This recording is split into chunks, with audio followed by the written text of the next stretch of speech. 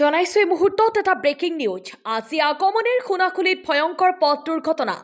জানিব পৰা মতে খুনাখুলি 17 নং ৰাষ্ট্ৰীয় ঘাইপথৰ কাষেৰে নুৰ ইছলাম পুৰামণিক আৰু ইয়াকুব আলী পুৰামণিক চাইকেলেৰে যোৱাৰ পথত এখন জলকীয়া ভৰ্তি আল্ট্ৰা এখনে মহুতিয়ালে পিতা পুত্ৰক। জানিব পৰা মতে জলকীয়া ভৰ্তি আল্ট্ৰাখন পিতা পুত্ৰক মহুতিয়াই পলায়ন কৰে যদিও অচিনাকি বাইক আৰোহী দুজনে দেৱদূত হৈ পলায়ন কৰা গাড়ীখন ধৰিবলৈ সক্ষম হয়। গাড়ীখনৰ নম্বৰ হৈছে WB73B4536। লগে লগে স্থানীয় ৰাইজে আগমনী সমূহীয়া স্বাস্থ্য কেন্দ্ৰত ভৰ্তি কৰায় যদিও অৱস্থা সংকটজনক দেখি ধুবুৰী মেডিকেললৈ প্ৰেৰণ কৰে।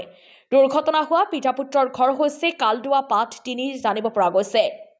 আগমনীৰ পৰা ৰফিক আলী ৰিপৰ্ট, জনতাৰ খবৰ 24 লাইভ। ঘটনাটা মই আগমনীর থেকে বাড়ি যাওয়া লাগছে, হালাগুড়ি আমার বাড়ি।